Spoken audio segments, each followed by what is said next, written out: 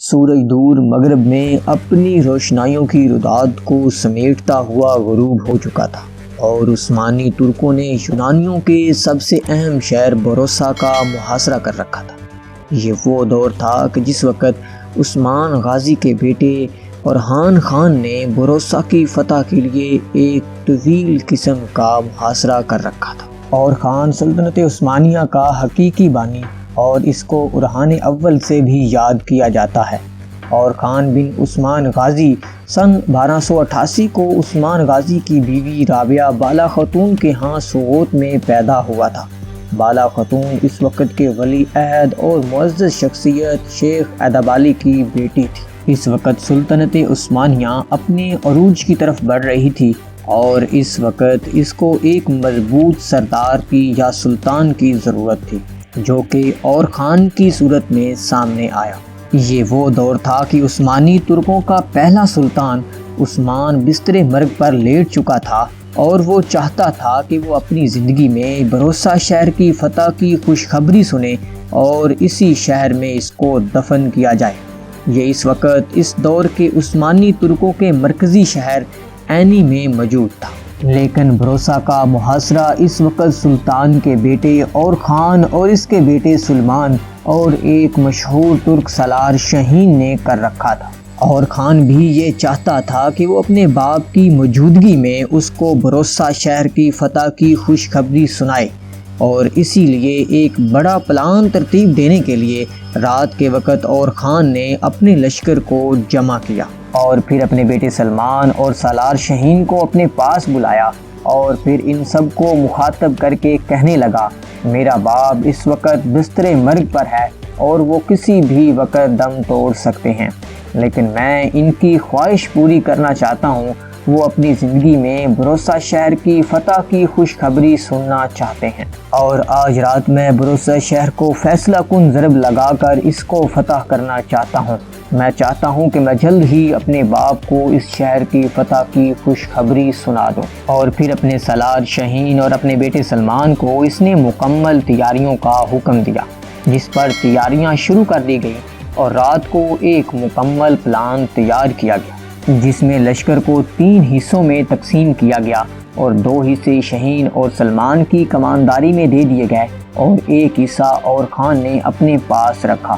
یہاں فیصلہ کیا گیا کہ شاہین اور سلمان رات کو شہر کے شمال مغرب اور جنوب مغرب سے حملہ آور ہوتے ہوئے ان کو اس بات پر مجبور کریں گے تو وہ اپنی طاقت کا سب سے بڑا حصہ ان پر استعمال کریں۔ اس وقت اور خان مشرق کی طرف سے رسیوں اور سیڑھیوں کی مدد سے اس شہر کی دیواروں کو عبور کر کے اس شہر میں داخل ہوں گے اور پھر اس شہر کے باہر کے دروازوں کو کھول دیا جائے گا تاکہ یہ دونوں بھی شہر میں داخل ہو سکیں اور اس رات کی تاریکی میں اس شہر کو فتح کیا جا سکے۔ اور پھر اسی رات کی تاریکی میں سلمان اور شاہین اپنے لشکر کے ساتھ شمال جنوب اور مغرب میں پھیل گئے اور حملوں کی ابتدا کر دی۔ اسی طرح اور خان بھی اپنے لشکر کے ساتھ حرکت میں آیا اور وہ کسی طرح ان دیواروں پر چڑھنے میں کامیاب ہو گئے اور وہاں پر موجود یونانیوں پر آگ کے گولوں سے حملہ کیا گیا جو اس کی دیوار کی حفاظت پر مامور تھے۔ جب بروسا شہر کے کمانڈر اینڈرونکس کو پتہ چلا کہ ایک لشکر مشرق کی طرف سے دیوار پر چڑھ گیا ہے تو اس نے دوسری طرف کے لشکر کا بڑا حصہ مشرقی دیوار کی طرف بھیجا، جو کہ اس کی بڑی غلطی ثابت ہوا۔ اس موقع کا فائدہ اٹھاتے ہوئے سلمان اور شاہین کو دوسری طرف سے دیواروں پر چڑھنے کا موقع مل گیا۔ اب صورتحال مکمل طور پر یونانیوں کے خلاف تھی اور ہر طرف سے دیواروں کے اوپر یونانیوں کا قتل عام جاری تھا، اور آخرکار اورحان خان سلمان شاہین اور اس کے لشکر یونانیوں کا خاتمہ کرتے ہوئے نیچے شہر میں اتر گئے اور بیرونی دروازے کھول دیے گئے۔ شہر کے اندر جس قدر یونانی مزاحمت کرنے والے تھے، ان سب کا خاتمہ سورج کے طلوع ہونے سے پہلے ہی کر دیا گیا تھا۔ سورج جب مشرق سے طلوع ہوا تب بروسا میں اس نے یونانیوں کی بجائے ترکوں کا تسلط دیکھا۔ بروسا شہر کی فتح کے بعد اور خان نے وقت ضائع کیے بغیر شہر کو شاہین اور سلمان کے حوالے کیا اور خود اس نے عینی شہر کا رخ کیا اور جلد ہی اپنے باپ سلطان عثمان کے پاس پہنچ گیا اور جاتے ہی دیکھا کہ سلطان کی حالت بہت زیادہ خراب ہے۔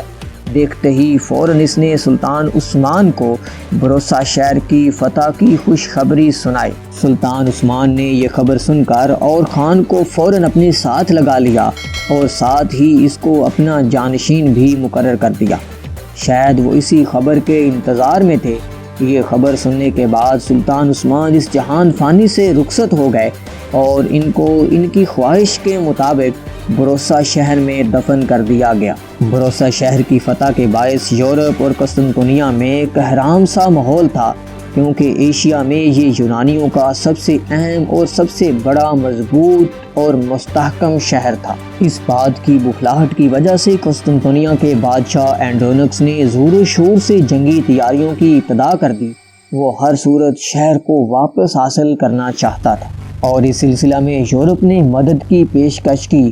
ان سب سے بڑھ کر سلسلے کے بادشاہ، جس کے پاس کچھ وحشی اقوام کے جنگجو موجود تھے، جس میں اس وقت کا سب سے کامیاب جنگجو جو اپنے وقت میں ابھی تک کوئی بھی جنگ نہیں ہارا تھا، وہ بھی سلسلے کے بادشاہ کے پاس اس وقت موجود تھا۔ اس بادشاہ نے تمام وحشی جنگجوؤں کو قسطنطنیہ کی طرف روانہ کیا، لیکن جہاں قسطنطنیہ کا بادشاہ اپنی جنگی تیاریوں میں مصروف تھا، وہاں اور خان بھی غافل نہیں بیٹھا تھا۔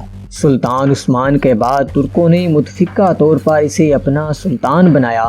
سلطان بننے کے بعد اور خان نے اپنے بڑے بھائی علاء الدین کو اپنا وزیر مقرر کیا، جو کہ پہلا ترک وزیر تھا۔ علاء الدین نے اپنے لشکر کو منظم کرنا شروع کیا۔ ساتھ ہی اور خان اور علاء الدین دونوں بھائی اپنے لشکر کی تعداد میں اضافہ کرنے لگے تھے۔ جب آس پاس کے مسلمانوں کو خبر ہوئی کہ عثمانی ترکوں پر ضرب لگانے کے لیے اہل یورپ نے زور و شور سے اپنی جنگی تیاریاں شروع کر دی ہیں، تب ایشیائے کوچک کے علاوہ آس پاس کے عباس سلجوقی ترک بھی جوک در جوک بھروسہ شہر کا رخ کر رہے تھے اور عثمانی لشکر میں شامل ہو رہے تھے۔ اس لیے اور خان اور اس کے بھائی علاء الدین نے اب عینی کی بجائے اپنا مرکزی شہر بھروسہ کو بنا لیا تھا۔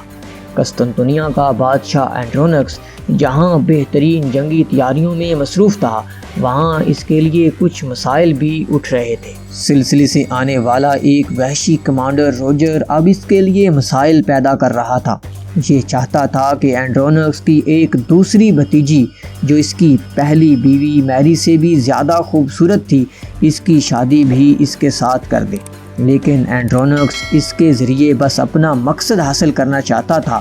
اس لیے اینڈرونکس روجر کو لے کر جنگ شروع کرنے کے لیے اپنے ایک ایشیائی شہر نائکومیڈیا میں پہنچ گیا۔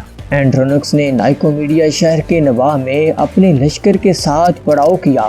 لاکھوں لشکریوں پر مشتمل اس لشکر کی حالت عجیب تھی۔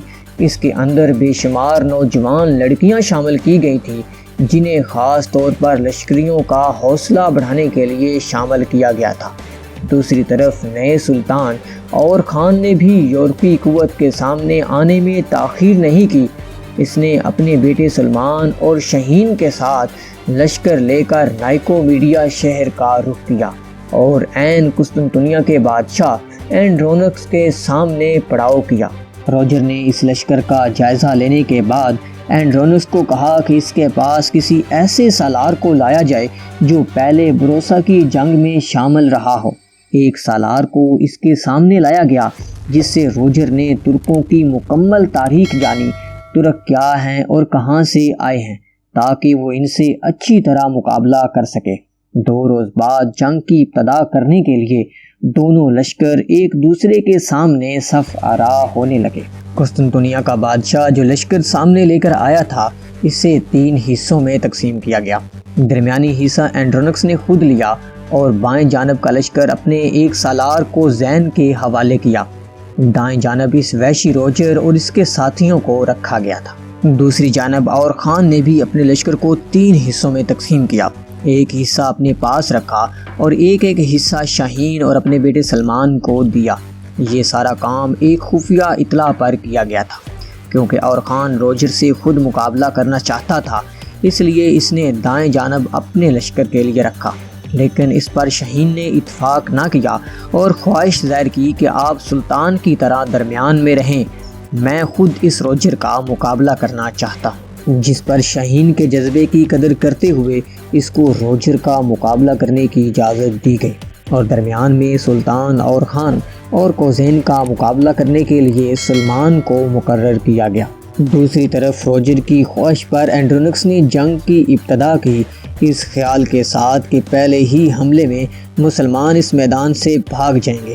اس کے ساتھ ہی اور خان نے بھی جنگ کا آغاز کر دیا۔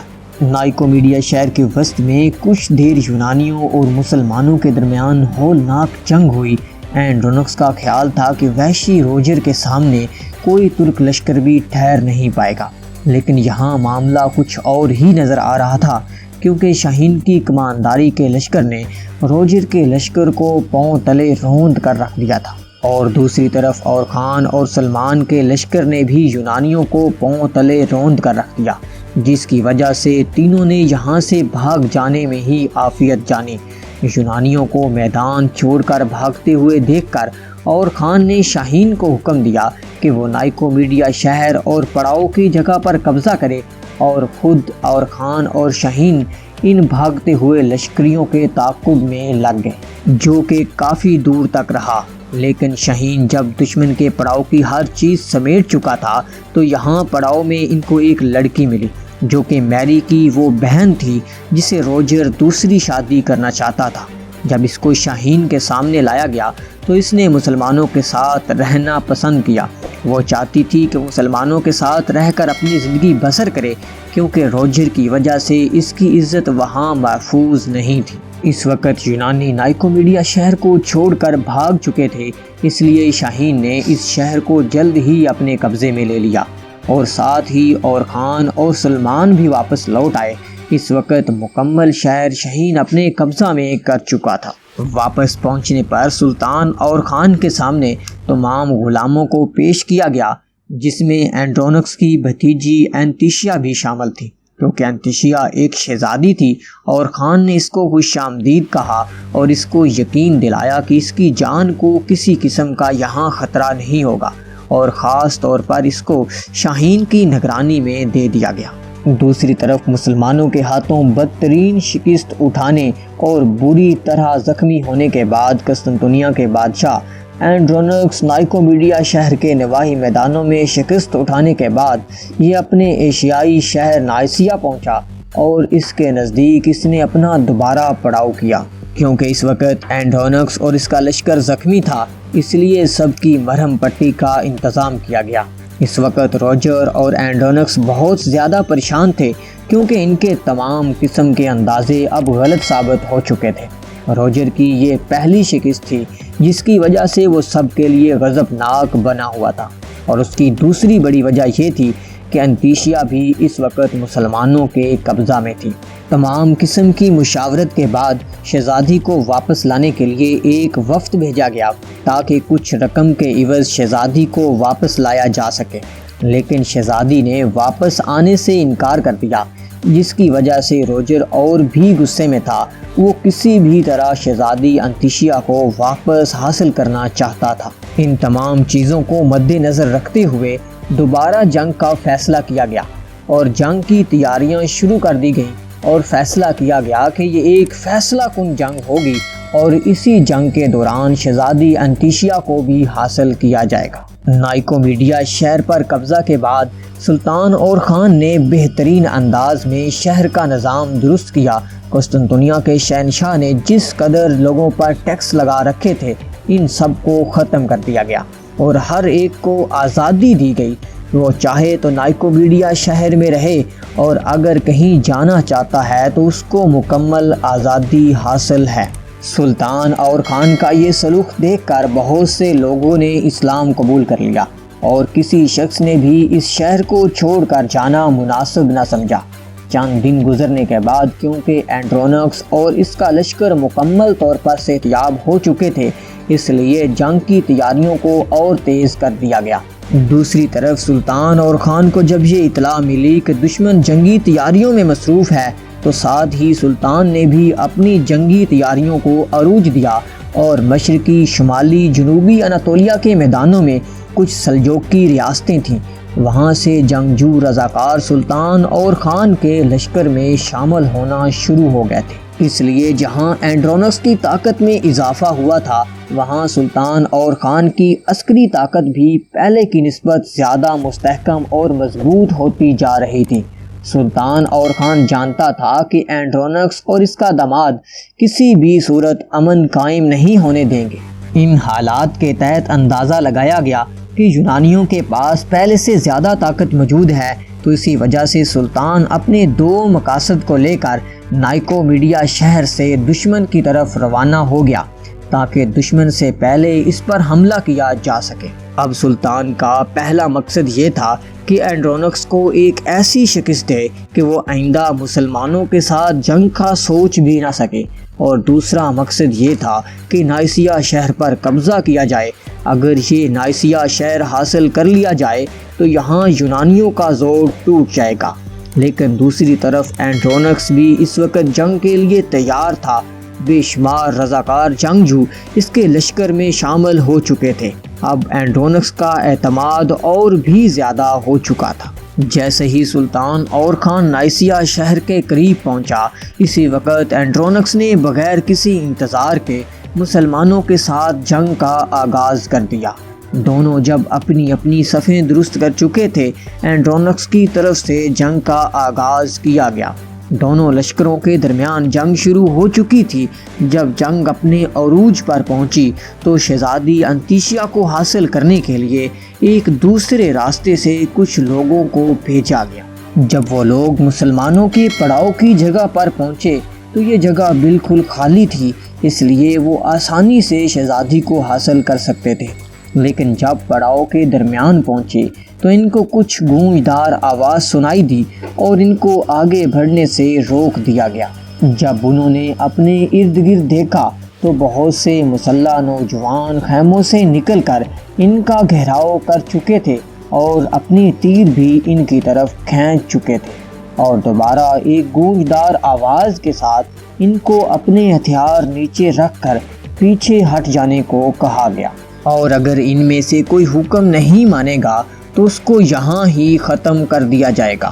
یہاں پر مسلمانوں نے ان سب کو اپنے قبضے میں لے لیا اور ان کو رسیوں سے باندھ دیا گیا۔ دوسری طرف میدان جنگ میں بڑی تیزی سے تبدیلیاں رونما ہو رہی تھیں۔ مسلمانوں نے اگلی صفوں کو تباہ کرنے کے بعد آخری صفوں پر حملے شروع کر دیے تھے۔ اینڈرونکس نے دیکھا کہ اب اس کا مقدر بننے والی ہے، تو اس نے روجر کے ساتھ مشورے سے خود کو نائسیا شہر میں محصور کر لیا۔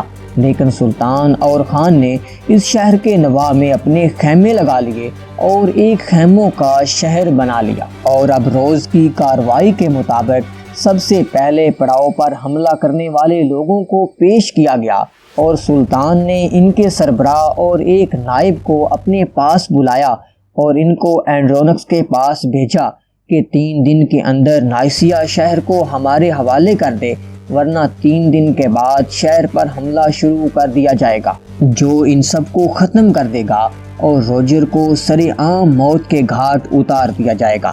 اس کے بعد دونوں کو چھوڑ کر باقی تمام حملہ آوروں کو موت کے گھاٹ اتار دیا گیا اور ان کی لاشوں کو اینڈرونکس کے پاس بھیج دیا گیا۔ لیکن جب جنگجوؤں کی لاشیں نائسیا شہر پہنچیں تو ہر طرف خوف کا منظر طاری ہو گیا۔ جب یہ ساری بات اینڈرونکس کے پاس پہنچی تو اس کے سامنے سلطان اور خان کے مطالبات پیش کیے گئے، اور پھر ان مطالبات پر مکمل سوچ و بچار کے بعد یہ فیصلہ کیا گیا کہ وہ اپنا لشکر لے کر قسطنطنیہ چلا جائے گا، اور بعد میں سلطان اور خان اس شہر پر قبضہ کر سکتا ہے۔